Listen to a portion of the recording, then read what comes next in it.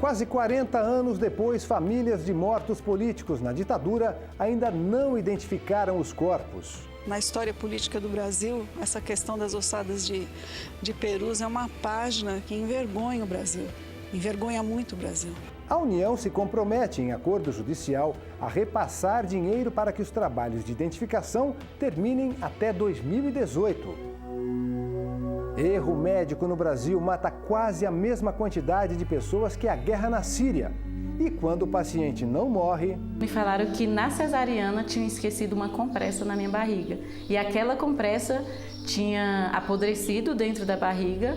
Tiveram que tirar 10 centímetros do intestino e eu tive que ficar colostomizada. Eu fiquei com as duas pontas do intestino para fora por 3 meses. Em Minas, um hospital de uma universidade foi condenado porque médicos esqueceram material cirúrgico dentro dos pulmões do paciente.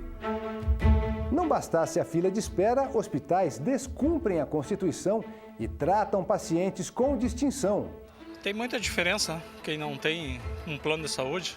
Depois, os que têm plano de saúde ficam sempre para frente, é bem mais tratado. Infelizmente é assim, né?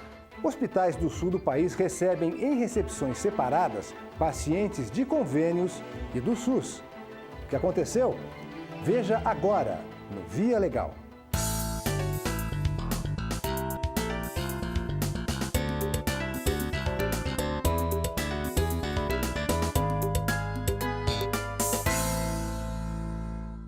Histórias que não se resolvem, traumas que não passam. Mais de 30 anos se foram e a questão dos desaparecidos políticos da ditadura militar continua sem solução.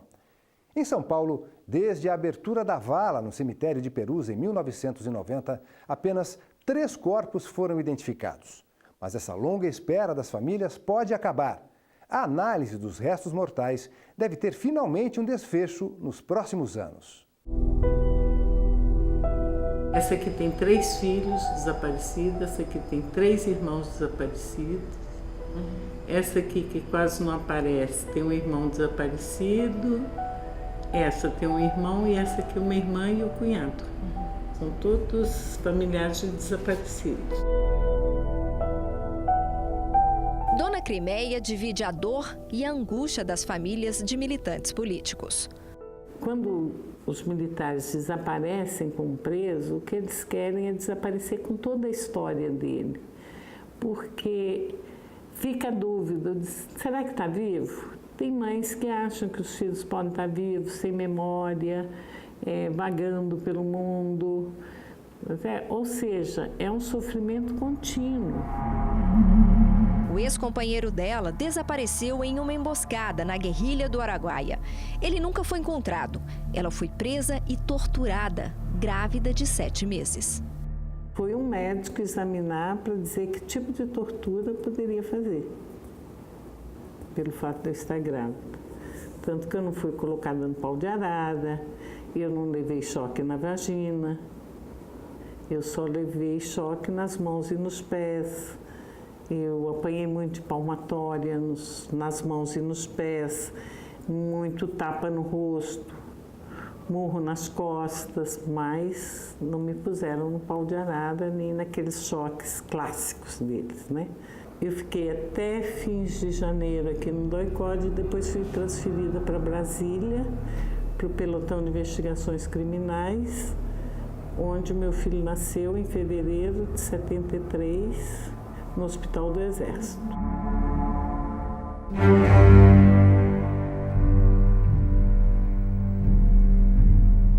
Pelo menos 400 pessoas teriam morrido ou desaparecido durante o regime militar no Brasil. Anos depois do fim da ditadura, ossadas foram descobertas numa vala clandestina do cemitério Dom Bosco, em Perus, na zona norte de São Paulo. No início dos anos 90, quando a vala foi aberta aqui em Perus, os trabalhos de identificação dos restos mortais dos militantes políticos começaram a ser feitos por universidades do estado de São Paulo. Mas durante 20 anos, as análises não avançaram e o material armazenado começou a se deteriorar. Diante da negligência, parentes das vítimas decidiram levar o caso ao Ministério Público, que acionou a Justiça Federal contra a União. Essa procuradora, que também lidera uma comissão especial sobre mortos e desaparecidos políticos, explica que durante a tramitação do processo, as famílias conseguiram levantar recursos financeiros e assim dar continuidade aos trabalhos de identificação das ossadas. Nós vimos que os trabalhos tinham que ser iniciados do zero, porque as primeiras triagens que eles tinham, como sido feitas na Unicamp, não correspondiam com as caixas. As fichas não retratavam o que havia naquelas caixas que tinham sido abertas. E ainda estava acontecendo infiltração, penetração de inseto, de bicho. E nós levamos isso para a prefeitura em 2012 e os familiares pressionaram bastante e acabou então acontecendo esse termo de cooperação entre as secretarias de direitos humanos da União, do município e a Unifesp, que se comprometeu a levantar verbas junto ao Ministério da Educação para construir um centro de análise, e é onde as ossadas estão hoje sendo analisadas. Com a parceria da Universidade Federal de São Paulo, os peritos selecionaram as ossadas mais compatíveis com as características físicas de 41 desaparecidos. Das 1.000 caixas armazenadas no Centro de Antropologia e Arqueologia, cerca de 70% delas já foram limpas e analisadas, e mais de 300 amostras enviadas para exames de DNA em um laboratório especializado na Bósnia. A gente tem algumas informações que parentes davam sobre as características dentárias e a gente utiliza essas informações para filtrar, né, os indivíduos. Então, um caso como esse aqui, a gente tem perda antemortem de todos os dentes. Então, a pessoa em vida, ela não tinha nenhum dente. Aqui, a gente não tem nenhuma prótese dentária associada, mas provavelmente essa pessoa usava uma prótese em vida. Tem casos que a gente tem restauração, próteses, aquelas próteses removíveis que tem grampo, então são características individualizantes. Só que os repasses do Ministério da Educação à universidade foram cortados. A primeira instância da Justiça Federal determinou uma inspeção no laboratório e constatou que o trabalho do grupo de Perus avançava, mas que poderia ser interrompido por falta de recursos financeiros. O processo então foi encaminhado ao Gabinete da Conciliação do Tribunal Regional Federal da Terceira Região, para que a União apresentasse uma proposta. Isso é um passo muito grande, porque na história política do Brasil, essa questão das ossadas de Perus é uma página que envergonha o Brasil, envergonha muito o Brasil. Então, eu penso que hoje, com o fechamento desse acordo, né, se está dando uma satisfação à própria história do Brasil. Era a hora de acontecer alguma coisa, disso ter uma solução. Então, não se soluciona hoje, mas vamos começar a solucionar, vamos em busca das respostas que as famílias estão esperando há 40 anos, mais ou menos. No acordo, ficou decidido que o valor de R$600 mil para a continuidade dos trabalhos, pelo menos até o fim do ano que vem, será dividido entre os Ministérios dos Direitos Humanos, da Educação e a própria Unifesp. Ainda tem bastante trabalho pela frente, mas a gente tem conseguido fazer todo o processo de análise e a gente está entrando na fase final, que é a fase de DNA. Então, nós calculamos que ainda no próximo ano a gente vai conseguir completar o processo de análise das ossadas. Então, isto é a limpeza e as características antropométricas de sexo e idade compatíveis com aquelas pessoas procuradas e talvez no ano de 2019 concluir com a parte genética. Acho que nesse momento a gente não pode pensar, digamos, em novo retrocesso, porque acho que praticamente a última tentativa de identificar esses corpos, a gente está muito mais perto do final do processo que do começo. Então, a gente precisa todas as garantias para conseguir finalizar esse processo. Apesar de nunca ter encontrado o corpo do ex-companheiro, Dona Crimeia sabe que ele não voltará, mas vai continuar lutando para que as famílias tenham o mesmo direito daquelas que conseguiram enterrar e se despedir dos entes queridos. E o mais triste é que o Estado brasileiro, não tendo resolvido a questão dos desaparecidos políticos, continua permitindo o desaparecimento das pessoas hoje. E isso é muito traumático para as famílias. Isso não acaba. É um negócio permanente, né? Então, é importante que se faça essa identificação.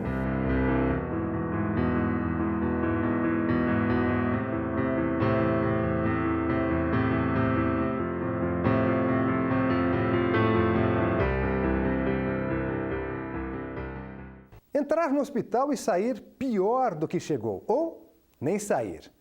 O erro médico no Brasil matou mais do que 4 anos de guerra na Síria. Pelo menos 200 mil pessoas perdem a vida por ano em hospitais brasileiros, vítimas da falta de cuidados de profissionais. E ainda quando sobrevivem, muitas vezes ficam com sequelas. Em Minas Gerais, um paciente que teve material cirúrgico esquecido dentro do pulmão processou a Universidade de Uberlândia. Ele pediu indenização por danos morais.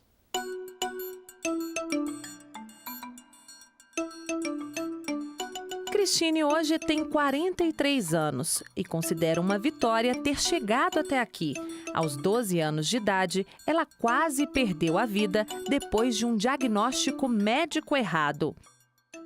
Diagnosticaram que eu tinha um câncer no timo e comecei a fazer o tratamento como câncer de timo. Então foi a radioterapia, aí faz um mapeamento, eles fazem um desenho, você começa a sofrer radiação no local.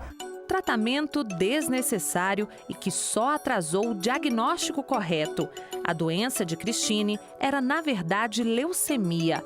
Ela precisou mudar para o Rio de Janeiro às pressas para se tratar. Quando eu cheguei no Rio, aí disseram para minha mãe que só tinha 20% de chance de sobrevivência.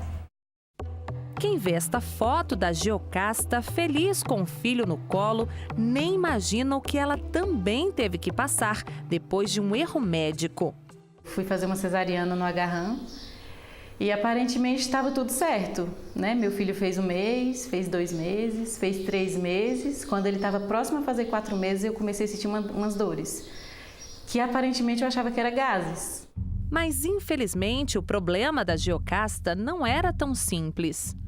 Foi quando me falaram que na cesariana tinham esquecido uma compressa na minha barriga. E aquela compressa tinha apodrecido dentro da barriga, tiveram que tirar 10 centímetros do intestino e eu tive que ficar colostomizada. Eu fiquei com as 2 pontas do intestino para fora por 3 meses. Se eu tivesse feito cirurgia 2 horas depois, eu provavelmente não tinha sobrevivido. Um caso parecido de erro médico aconteceu em Minas Gerais. Um homem foi submetido a uma cirurgia cardíaca no Hospital das Clínicas, que é vinculado à Universidade de Uberlândia. Mas depois do procedimento, o paciente começou a sentir fortes dores no peito. Exames detectaram que o material cirúrgico foi deixado nos pulmões do paciente. Ele procurou a justiça para pedir indenização por danos morais e conseguiu, mas a universidade recorreu ao Tribunal Regional Federal da 1ª Região, em Brasília.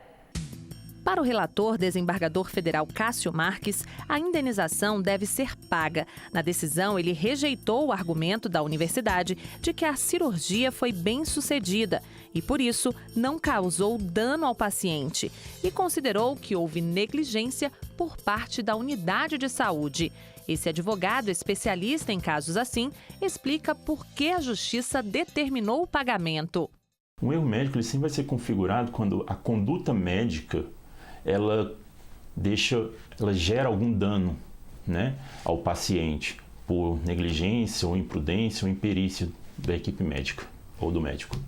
Segundo o presidente da Sociedade Brasileira de Direito Médico, casos como esse têm sido cada vez mais comuns na justiça brasileira e internacional, devido ao grande número de vítimas de erro médico. O erro médico ou evento adverso, que é aquele fato, o paciente chegou ao hospital para tratar de uma doença e morre ou fica sequelado por outra doença, por outra causa. Então isso é a 3ª causa de óbitos nos Estados Unidos. Estima-se em mais de 250 mil óbitos por ano nos Estados Unidos. No Brasil, o último número divulgado pelo Ministério da Saúde e até pela Organização Mundial da Saúde é de 234 mil óbitos por ano. Quem ficou com a vida por um fio e quase fez parte dessa estatística, não esquece os momentos difíceis que passou. Esse é o sentimento de revolta. Eu sofri, as pessoas que me acompanharam viram que foi uma dor física, foi psicológico, entendeu? Aí é esse um sentimento assim que, assim, o que eu queria assim, já que eu sofri, já que eu passei por tudo isso, que eu seja a última pessoa a passar, porque não foi fácil.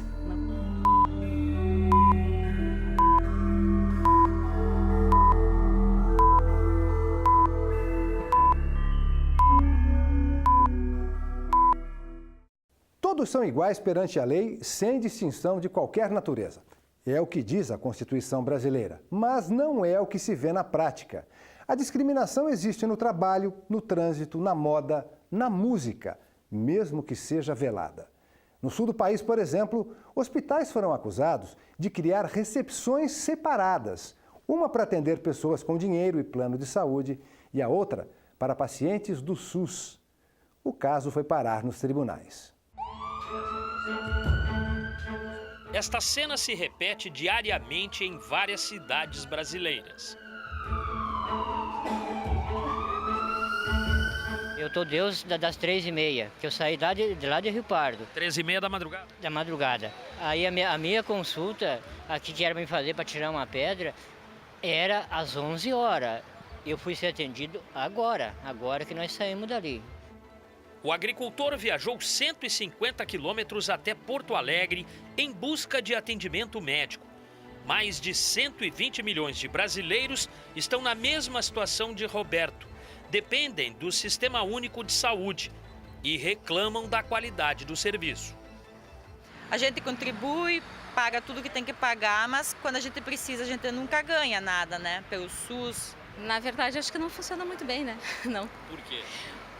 Aí acredito que por diversos problemas que vêm acontecendo, né, que estamos digamos assim, numa crise geral, né, então a saúde é um dos pontos que é mais crítico, digamos assim, né, é tudo muito difícil.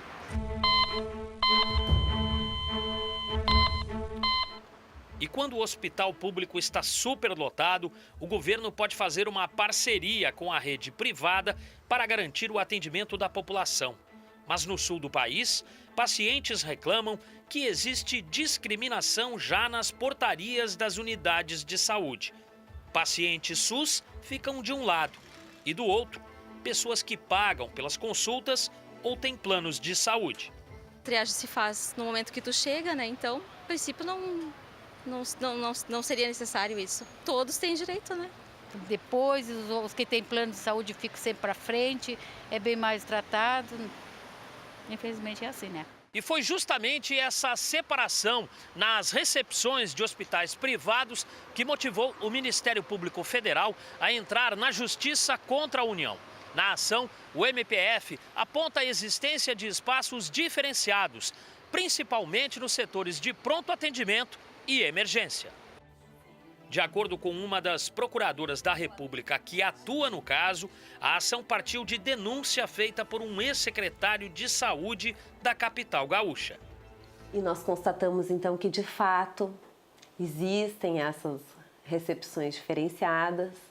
Nós oficiamos ao Ministério da Saúde e o Ministério da Saúde disse que entendia que não era possível haver essa discriminação, mas que o fato de haver uma legislação e uma Constituição que veda discriminação seria suficiente para vedar esse tipo de situação.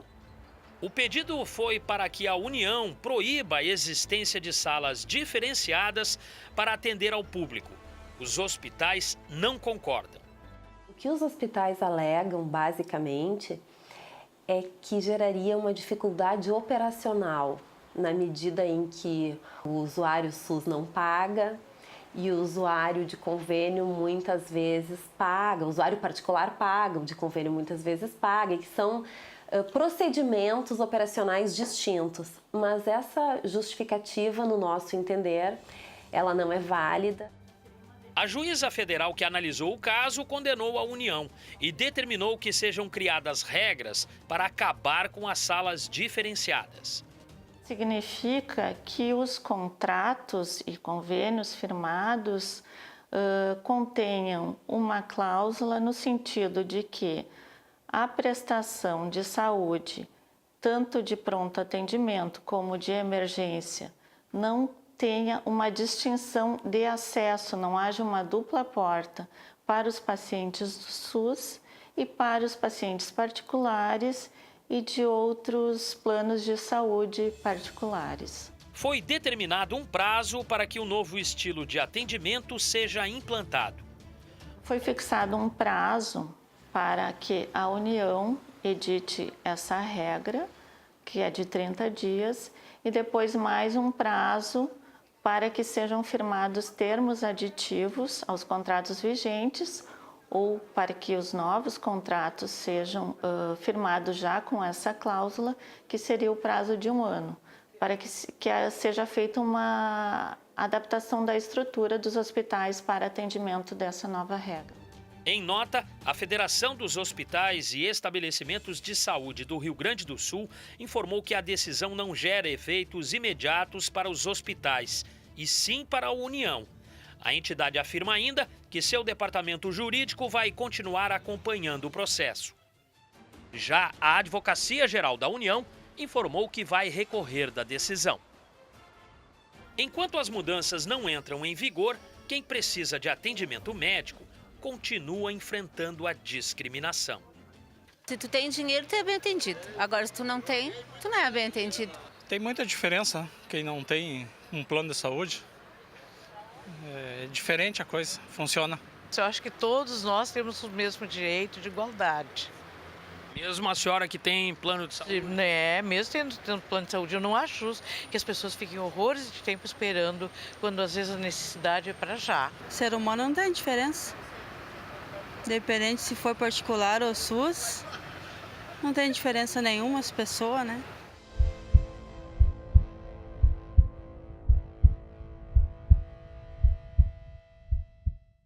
É isso. O Via Legal fica por aqui. A gente volta na semana que vem com outras decisões da Justiça Federal.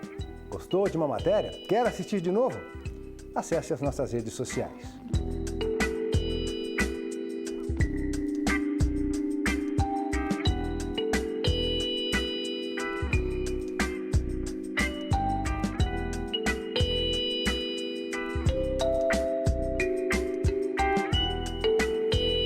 Curta, comente, compartilhe.